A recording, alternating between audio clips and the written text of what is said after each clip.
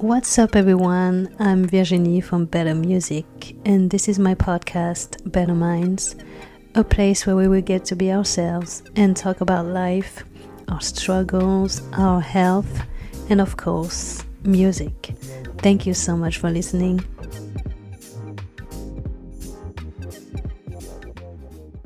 Welcome to this brand new episode of my podcast, Better Minds, and I am here today with Australian singer, songwriter, and producer Airports. Great. How are you? Oh, good. Yeah, I'm doing good. I'm in London now. I moved over last year from Australia, and so I'm a lot closer to France. Whereabouts are you? I'm in Bourges now. It's in the center of France, about 2 hours from Paris. Okay. So not too far away from London, I guess. I mean, you can get a train over. Yeah, I take the Eurostar and I can be there in like 2 hours. I used to do So this close. all the time. Yeah, super close. But it's Well, quite expensive if you take the Eurostar. It's like, well, it depends, but I like like a it. flight. Yeah, I try to go there Yeah. when I can, but it's Yeah, so cool. expensive. Yeah, no, I mean, but having the access to Europe so closely, I think, as an Australian, I've never experienced that because we're so far removed from the rest of Yeah, the world true. that, yeah, it's like, I guess it's like paying for a flight, right? Yeah. Is it better there for you? In Australia, London?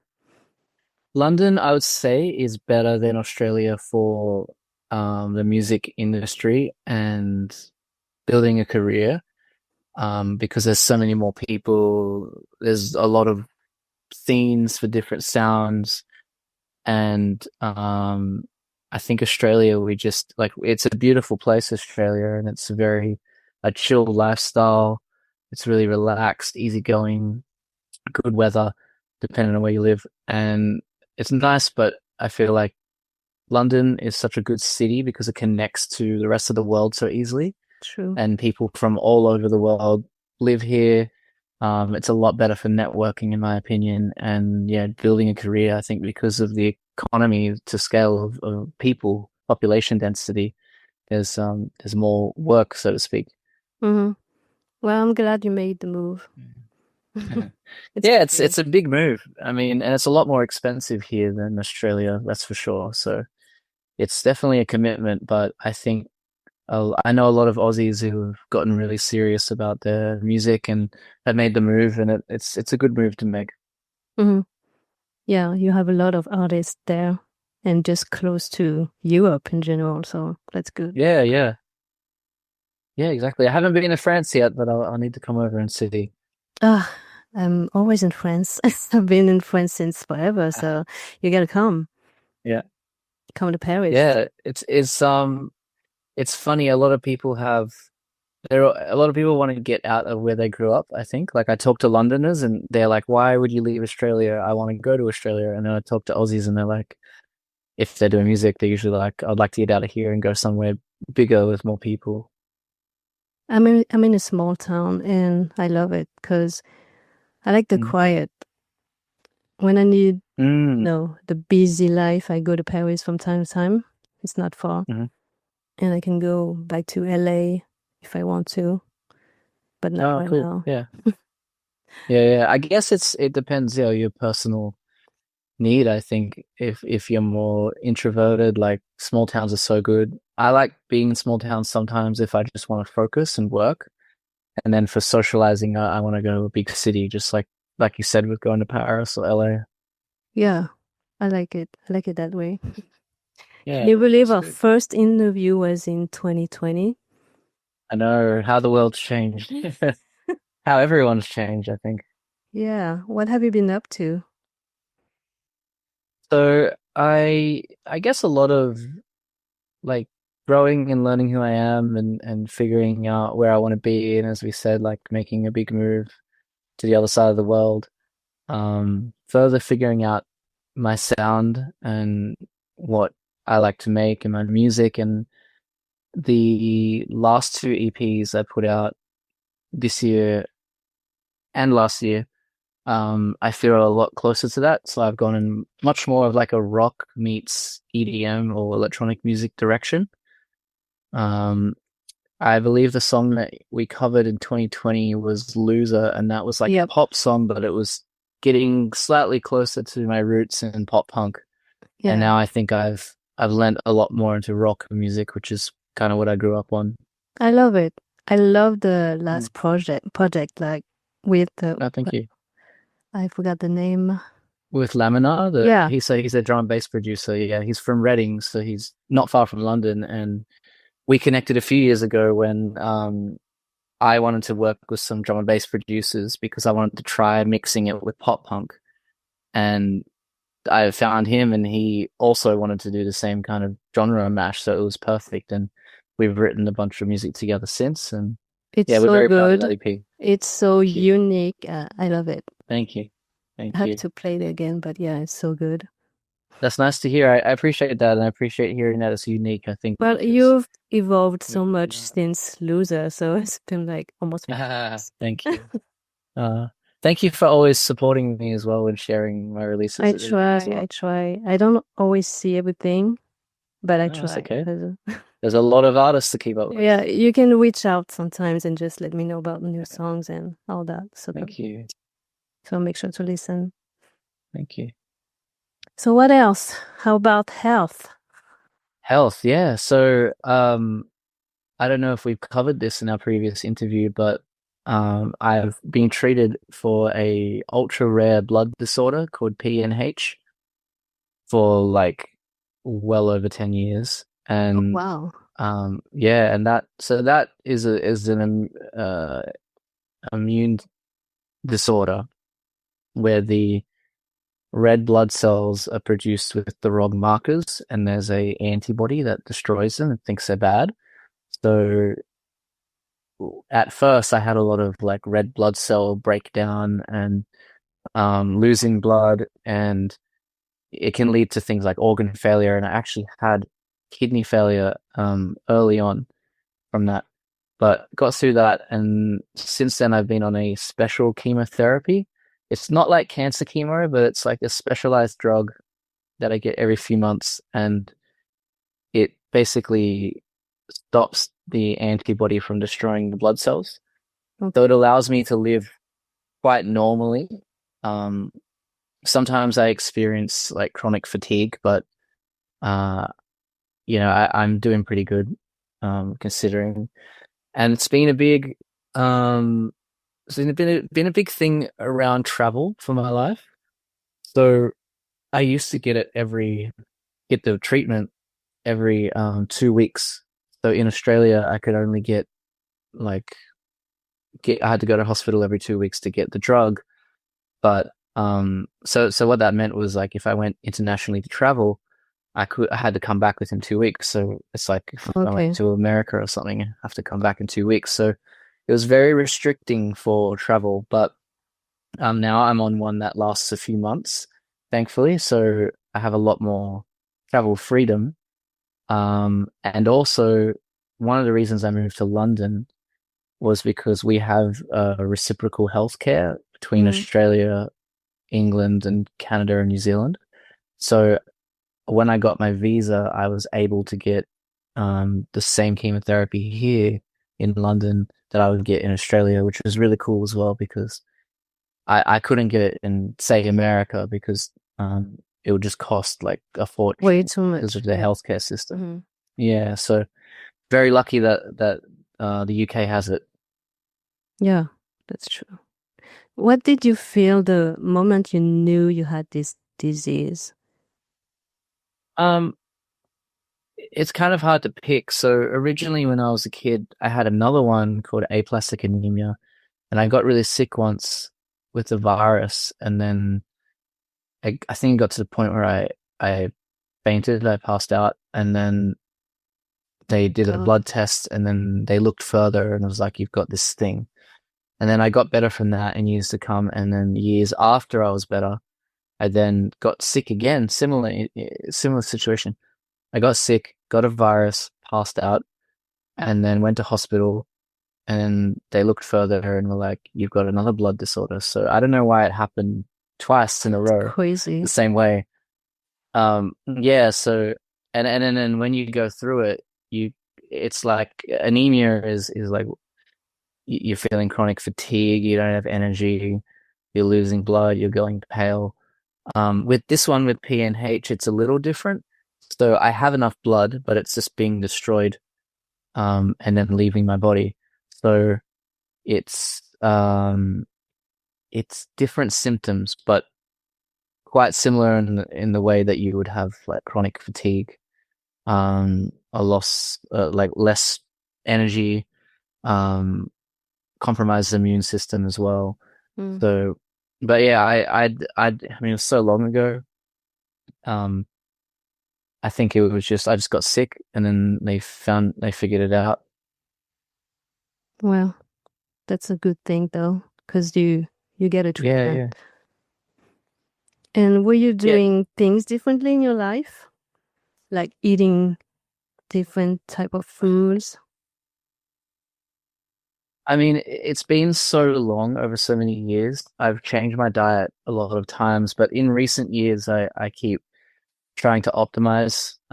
It's really hard when you're moving around a lot and traveling. Like you can't help but eat out a lot. Yeah, Um, but I'm always trying to learn things and try different things. There were times where I mean, a lot of people kind of believe in one diet and maybe it works for them. And they get into that echo chamber about a diet and then they believe that's the only way. Um, for instance, I was vegan for 2 years and at the time I was, you know, preaching that. But then I think that there's not one size fits all when it comes to our health because every human is individual and every human is different and we all have different DNA makeup. And sometimes some people are missing one thing and some people are missing another thing. And right. so I'm just about more experimenting and trying different diets or foods or any kind of treatment to figure out what I feel the best with. And Same for me. at the moment, yeah, okay. At the moment, yeah, I mean, please tell me what you're doing as well. But at the moment, I'm trying to focus on reducing polyunsaturated fats, so Mm. seed oils, things that cause inflammation. But at the same time, I've upped my sugar intake because I was feeling very fatigued and weak, and I felt like I wasn't putting on muscle even though I was in the gym. I had a range of symptoms that I thought were quite odd. And then I have a physical therapist in Australia, and he was like, I don't think you're having enough salt and sugar.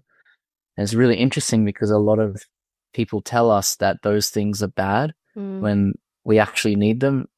Like as humans, we need them. So I started upping my salt and sugar intake, and I actually had a lot more energy and felt a lot better. So I'm kind of doing that. But yeah, there's so many things to try and experiment with. But please tell me about It's fun. the situation involved. Yeah, Uh, it can be. New obsession. Yeah. well, we don't have the choice because we are sick, so we have to figure out what to do. And I tried different stuff. Well, I got Graves' disease. I got diagnosed in 2021. And first, I tried to stop a lot of stuff like dairy food, Mm. even sugar, a lot of stuff.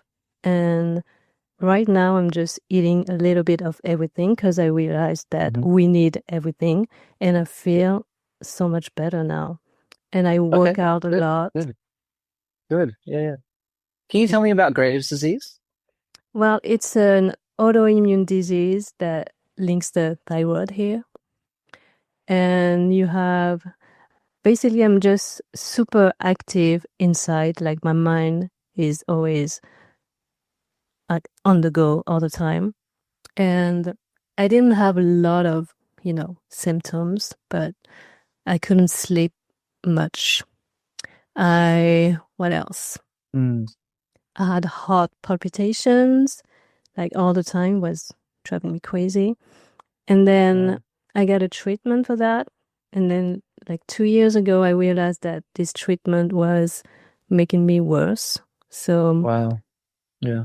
yeah, I had a lot of symptoms. Like I couldn't sleep anymore. I had heart Mm. palpitations all the time. I had depression, like real depression. I didn't know what it was. And no one knew. And then I saw a specialist and she was like, you have to stop the medications. And then I stopped Yeah. it and then I felt so much Wow. better. What medication was it? It was something for my hormones. Okay. And I didn't have to take a lot, but still it did something to me. Yeah. But Do you know what it was called? um neomercazole. It sounded Italian. Yeah. Neomercazole. Okay. And it disrupt your hormones then. Yeah. Yeah. That's Because not good. I'm technically a very hyper, what's it called in English? Like Hy ADHD or hyperactive? Yeah, this is what it seems like when you're inside my body. Okay. I can still feel it sometimes, but it's so much Yeah. better. Yeah, but And what were the symptoms of having is it like inflammation in the thyroid gland? yep, I can still feel it now. But every time I feel an emotion, I can feel it here. Like it gets super tight. And Okay, that's interesting. yeah, but it's Can new. I talk to you about that as well? Yeah, I didn't have that Okay. like in 2021, and it's new. Now, when Oh, I feel stressed or, excited or happy, I just feel it here. It's crazy. interesting. Tell me about Wow, this that's situation. well, yeah, I mean, I like looking into all different things, and I'm really fascinated by psychosomatics or the way that emotions manifest as illness in our body, or emotions are stored in our body and our nervous system. Um, and I've heard things about, like, if it's around the throat or neck, that it's usually to do with um, withholding your true voice, or not feeling like you can speak up, Mm, or talk your truth or express freely. Apparently that's you can have throat issues physically from having that emotional buildup. That makes sense? yeah. Well, I saw a specialist one, and she told me that I was keeping everything inside. Like Mm-hmm. yeah, I would Yeah. feel it in my back and my throat. Mm-hmm. And Mm-hmm. she released a lot of traumas. Some people say that it's because, emotional trauma that you can Mm-hmm. have these type of issues, but I believe it. yeah, Yep. I think so, Yep. but I don't know. But it's I believe that that is definitely a big component. Like, I don't think that doesn't. I don't. I believe that's definitely linked, the emotions and the body, for sure. I mean, we're all one being, and I mean, we hear about stress causing cancer, and I think, psychological stress leads to oxidative stress in the nervous system, and then its environment and what we probably consume as well. It's all together, and it's like a big melting pot of variables that can create yeah. different outcomes. So I think it's definitely worth looking into, and I'm really glad that you went to someone who approached it from that angle Yeah. and It made me worked on your cry nervous because she system. was like Yeah, yeah, releasing all these traumas. I was like, damn, that's crazy. yeah, yeah. But yeah, it's a lot about stress and anxiety in my life. Like I work a lot on that and with meditation and yoga and Oh, great. Yeah, workout and all this stuff. that's really cool. I'm actually making meditation music at the moment for, like, Oh, I need that. part of my Please. business. Yeah, I can send you some. Yeah, yeah. That's really cool. That's really important. I think, as well, especially the timing that it came up for you, like 2021. During 2020 and 2021, there was so much more tension and stress from the pandemic and Yeah. lockdowns and everything going on politically. I think, I think it really broke a lot of people, and and there was so much going around about health and everything as well, and we don't know what could have affected us. So it's interesting that your symptoms came up as Graves' disease in that time as well. Yeah, But I'm really glad that's that weird. you've worked on it. Yeah, yeah. I mean, you got to consider all of it. Hey, like I always look at my own timeline and I think, okay, like in the years or months prior to getting sick and being diagnosed with a disease, what happened in my life? Did I experience any trauma? Was there some kind of psychological thing going on? And usually there was, and I think it has a direct outcome. And then I've noticed that as I've mentally gotten better, um, and also like I've done a lot of work with therapy as well, a lot of work around trauma and also helping the nervous system, um, physical and mental work for that. And as I've done more of that work and I've gotten mentally healthier, the percent of the disease in my blood has actually started going down. Wow. Yeah. But the treatment's been the same the whole time. Mm. I noticed that too because I started working out since last year, and my antibodies used to be super high. Like I couldn't, and since I started working out, it started, getting better. And my specialist was like, well, I didn't tell her what I was doing because I don't think she believes in all these things with the mind and stress and all. But I was like, damn, I think it's connected. I think so. Yeah, I definitely believe it. Exercise as well is so good. Like I don't ever feel like I'm exercising enough. And I found out the other day about I'm sure you know about fascia in our body. Nope. Maybe I The fascia. The French Fascia is word. like fascia. It's like it's like a layer between our muscles and flesh, and it's through our whole body, and it's kind of like a lubricant for our muscles and flesh and everything to move. And what happens is sometimes it can like get stuck and create pain and issues. But moving our body, like exercise, whatever, like working out, cardio, all of it, I found out it actually makes the fascia like rejuvenate and become lubricated again. So I don't know about you, but I constantly feel like I need to move. And then no matter what I do, if I start jumping or standing up or walking, as soon as I'm moving, I feel better again. Even right now, like sitting in this chair, my back doesn't feel comfortable. My body doesn't feel comfortable. Like I want to move. Yes, same. I'm not moving my legs right now. Yeah. I'm in bed. I always need to walk. I try to walk every day when I can, or work out. But it feels walking's so good. Great. And now you can walk a lot in London. I don't know if you could walk in Australia, but oh yeah, Australia is great for walking. The insects and the animals aren't that bad. oh my God, I saw so many videos. Nah. About Everyone thinks they're so bad. And all that. No. That's what everyone says. Everyone here goes, "Oh, I don't want to go. I'm really scared of the bugs." And I'm like, we never see any. Like, if you're in a city, whatever, like, it's fine. Honestly, it's not a big issue. They're not that bad. Okay. And cool. I'll go. You can go now. Maybe I'll go. Yeah. That's the only thing stopping everyone is that.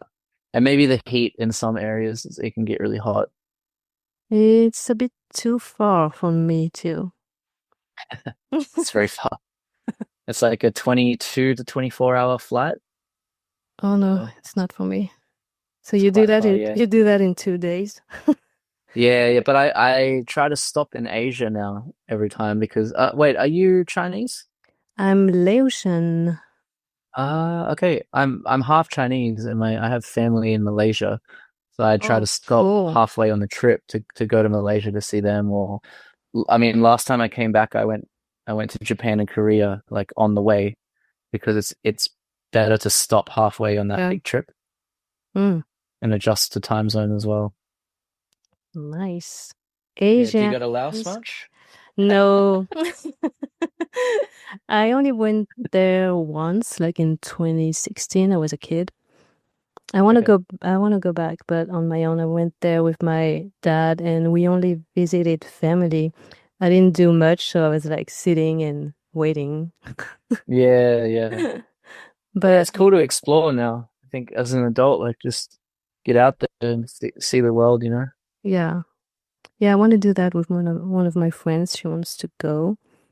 I've Yeah. been teaching her some Laotian, so I think Oh, cool. she's good to go. I wish I could speak another language. I'm slowly learning a few other languages. Well, you can learn Chinese. Yeah, I don't.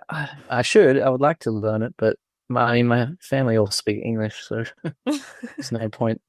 Yeah, But true.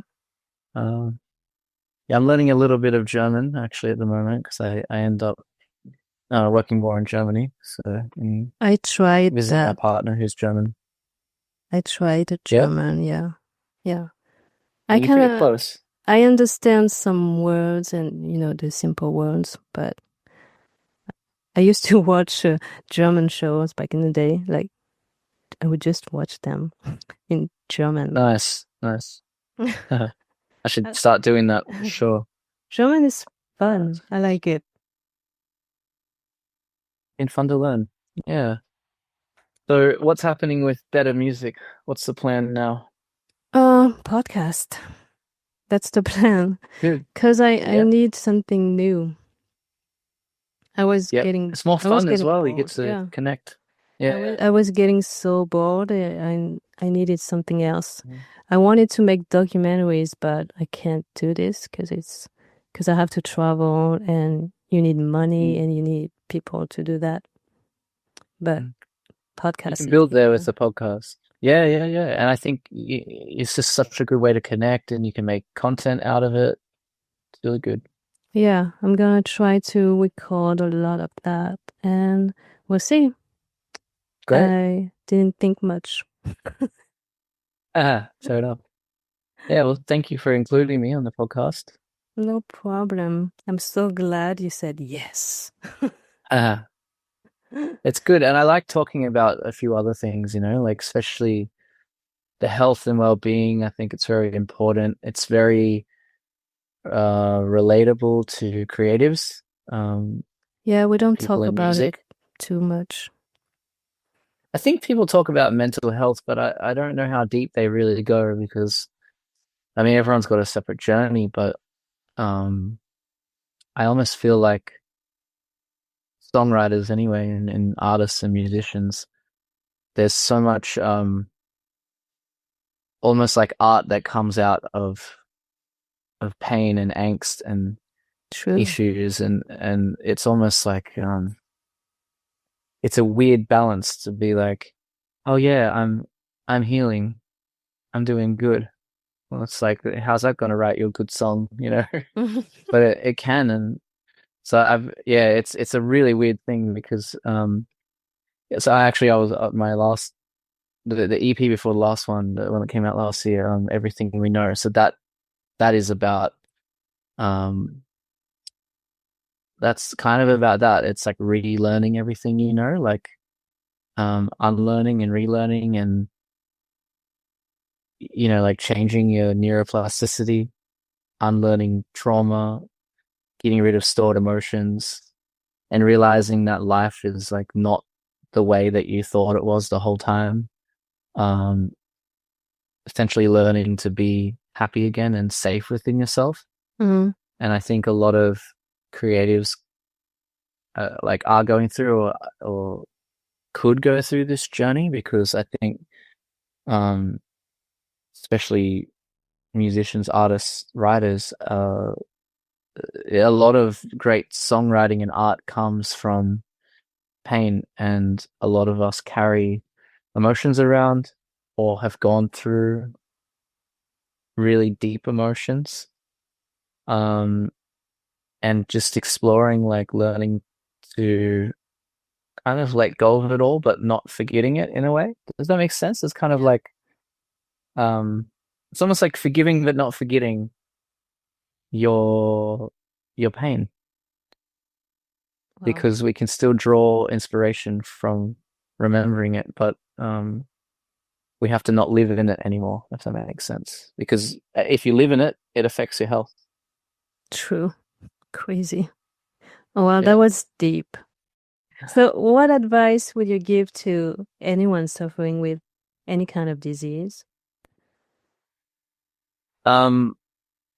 You can only rely on the systems so much. And when I say systems, I mean like medical systems.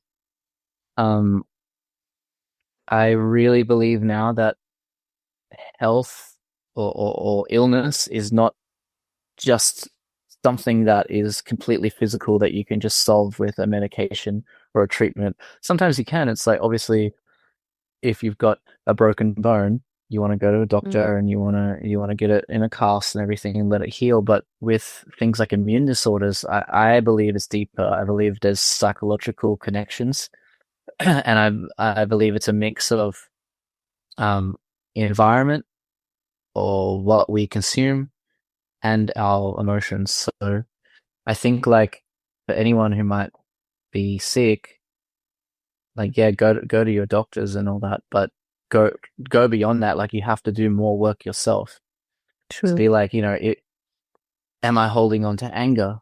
Am I holding on to grief, onto sadness, on like all these emotions that deep down you might have to actually face, and you might have to look in the mirror and be like, this is something that I've been struggling with, and you may not even be aware. Like, a lot of people don't realize how much they're carrying until they have to look at it Mm, in the face.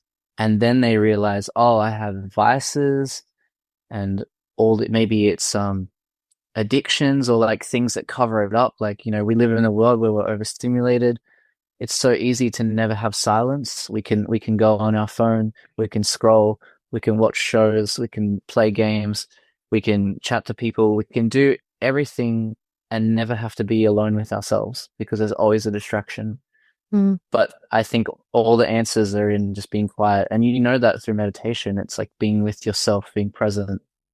yeah, And that's where things come up, totally. and really hard things come up, really hard thoughts that you have to face and process. Yeah, People that you need to forgive, things you need to forgive yourself for. Like, it can go so deep. And um I think that has a direct correlation with our physical health as well. Like, how can it not? truly. We're all Yeah. one being, you know? I had to face all these things you're talking about when I saw that Yeah. specialist. I don't know what it's called in English, but she would touch you, like you would lay down and she would touch your body, and she would know what type of trauma you had. She would be like, what happened when you were 15 or 20? And she would try Wow. to be very precise, and she'd be like, what's your relationship with your sisters, or Mm. stuff like that. And for me, it was yeah, the relationship with my family and death. She was like, Yeah. he she did something Yeah. here, and then that was true. And it Wow. got released. It's still hard, but it got, yeah, Wow. got better. That's so powerful. I mean, good on you for doing that and taking yourself there. I assume she's some kind of somatic healer. Yeah, Somatic healing, right? something like that. She's Yeah, I'd love to amazing. find out. Yeah, I'd love to find out more about that. It's true, it can happen. Everything's stored in the body, like we hold emotions in the body. That's really, yeah. I think you may have got like the express path there, going to someone like that. Yeah. Um, I mean, you can figure this stuff out in talk-based therapy as well, depending on who you're with. I've had a really great breakthrough with NLP, which is a form of therapy, and basically it's suggestion based. So, I mean, I'm no expert, and I don't know much about it apart from experiencing it, but working with therapists that specialize in NLP was really powerful for me because basically they get they get your subconscious to speak up, and they help suggest a path for your subconscious to reframe the situation that you're talking about. So if you're talking about a past trauma, the way that they will guide you through it is it basically helps your subconscious get a new perspective on that trauma, which helps you heal and move on from it. And because I think a lot of people don't have closure from the past, and emotional trauma is usually just like a severe lack of closure from something that happened that was traumatic. Whereas I'm sure you know, you may even have this in yourself, that you can have a trauma and you can be beyond it. So you can be like, yeah, I went through this terrible thing. It really hurt, destroyed me, but I don't feel it now. And not in a I'm pushing it down, I'm ignoring it way, but in a really like I don't have any anger or malice or anything towards that situation anymore. And I think that's kind of what I was talking about when I was saying like unlearning everything we know and not forgetting it, but not living in it. And I know NLP has been like a really powerful therapy style for me with that. And it sounds like what you've been doing as well is almost like a more direct and physical way as well to do it. Like there's no rule, but it sounds like we've both been on a similar path with exploring that stuff. It's powerful. I learned a lot about myself since, that disease, because I did all the work, and changed me for the better. Well, exactly what you did would be my answer for you. That's the advice I would give people. Like, you have to explore it yourself, and you can't expect anyone else to do the work for you. And you know that, like, I think a lot of people go through life helpless and like they're victims and they can't figure anything out for themselves, but you have to take control for your own life and do the exploring, do the research, do the healing, and take the initiative and like steer your own ship, essentially. Yeah. A lot of people don't want to do that. Like, they would just take the medication and that's it. Yeah. They won't think about it. And I had to think about it because I wanted to heal and get better. Yeah, exactly. Yes, I agree. Yeah, it's scary though. It's very scary. Like I've had falling outs with people because you can't give them a mirror. You can't be like, hey, I just want to make you aware that you're actually doing this right now to me or yourself, whoever. If they're not ready to look in the mirror, they're gonna just fight you back. They won't want to see it. And I've learnt the hard way through that you can't show people their own mirror. You can only look in your own. Yep. And it's like I'm the only one I can control. True. I wanted to control people sometimes and change them, but I stopped that. There's no point. Yeah. They have to do the. I know the feeling. Yeah. Yeah, because it could be frustrating sometimes. But yeah, it can be. But that's the thing. Like we're frustrated because we have an expectation of, oh, I'm doing the work. You should do the work too. Yep. And it's funny, and it's like, but maybe their perspective is like, oh, you used to be cool with me with all this. It's like the version of you used to be cool with this version of me. And now you're evolving and changing. And now you're telling this version of me to evolve and change, but I don't want to. That's conflict. They won't like that. So like, I'm sure along the way of this healing journey, you've lost a lot of people, like friends, people close to you. Yep, I did. Relationships change. Yeah. Yeah. Yeah, because it changes. Because you're going up to that next level. Yeah. Yeah. And it's, my friend, when my friend had to let go of some people like last year because she was different, because she got sick too. So her mind was different. So some people were just like too, stupid for her at some point. It can happen. Yeah. I've gone through it. She would get bored and people would be too different from her now. Well, some for me. That's life. Yeah. I think we all are on, those different journeys, but sometimes you've got to evolve to the next version of yourself, the next better version.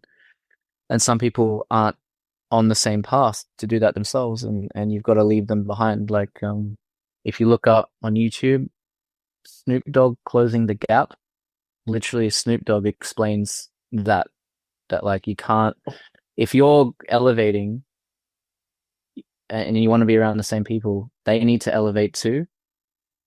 But if they don't elevate and they're down here, how do you stay near them? You have to lower yourself. You have to reach down to them. You can't, then you don't evolve. So you can't afford to do that. So, I mean, even in, I listened to Will Smith's autobiography, and he said every point in his career where he like leveled up and went to the next level, there was always someone close to him who couldn't come on the journey, and they would fall out. And it's true. It's always, there's a very small amount of people in our lives, I think, that span the majority of our lifetime as close friends. True. I can count them on my fingers now. Yeah, exactly. Yeah, I feel the same way. One question. How did music change your life? Oh, as an outlet. Yeah. We talked about stored emotions or unresolved emotions, and songwriting is a perfect way to process and let out emotions. That's why you hear a lot of artists that say, "Oh, songwriting is my therapy. I don't go to a therapist." You know, they say I don't go to a therapist, but that's because that's how they let out. That's how they process. I used to be. Now I think I'm too aware of it, and sometimes it feels a bit like a curse, because I used to be so ignorant to what was going on inside me that I wouldn't know what I was writing about. I wouldn't know how to process emotions, and it would just have to come out in a song. And sometimes I wouldn't know, like, what's this? I think a lot of artists also can be in the same boat. But then as I've gotten, I guess, more self-aware of, like, why am I feeling this? What's it coming from? And then processing it, it's almost like I have to songwrite less because I don't need the song to help me process the emotion. I can just do it by talking to myself or thinking or talking to someone else. And therapy really taught me that. But there is a way now, I feel it's like a different kind of power where I can then reach back into the past of an emotion and write about it now without being in it, but still conveying the emotion through the songwriting and the singing and whatnot. So yeah, it's an interesting, but yeah, anyway, so songwriting was the outlet for me, for processing life and emotions. And even though I feel like I have the tools now to not essentially need it, it still feels like the best way to let emotions out or convey a thought or convey a feeling is still by songwriting. And I feel, I mean, you know about emotional regulation and nervous system regulation. I feel the most regulated and grounded when I'm writing and performing my songs, and they're my songs. Is it scary not just writing for somebody else? To put your songs out there to the world? I don't think so. I mean, maybe it used to be, because I know there was a point a long time ago where it was a struggle for me to be really vulnerable in songs lyrically, because that was scary, what you just said, like putting out in the world, sharing your heart. But a turning point for me was like 2015. Airports at the time was me and my drummer. We actually started Airports as a duo, and we released a song called Distance. It's still on YouTube.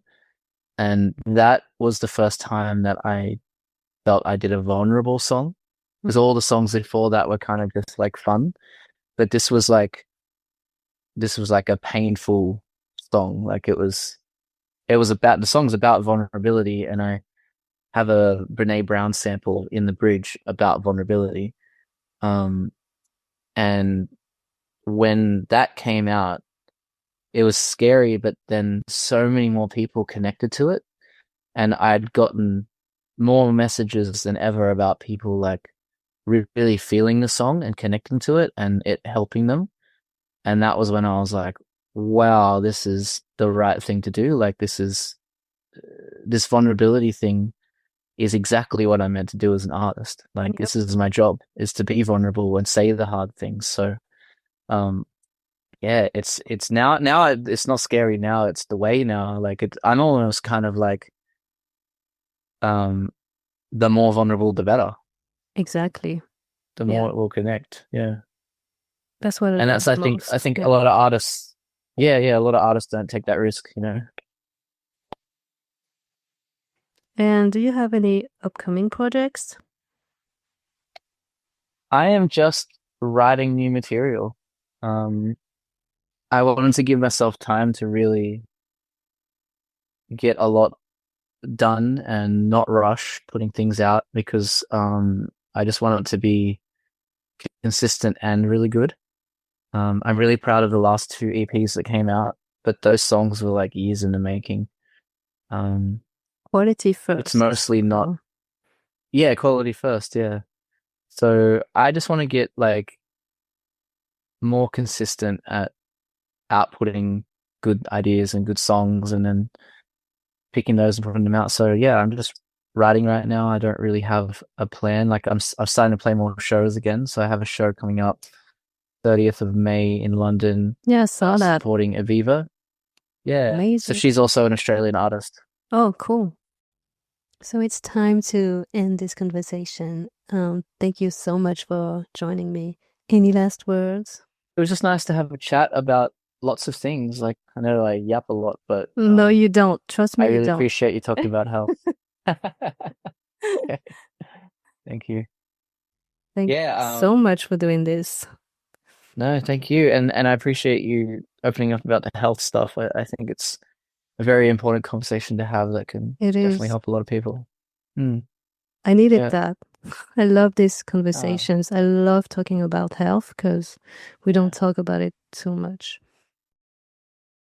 Thank you so much for listening to this conversation. Helping people has always been my #1 goal, but it took more importance ever since I got sick. Having an autoimmune disease made me feel alone because it wasn't something you could visibly see. Working on my health has been challenging, but it also changed my life for the better. I really hope this conversation helped you in some way, and if you're struggling right now, please know you're not alone. Until next time, take care of your mind.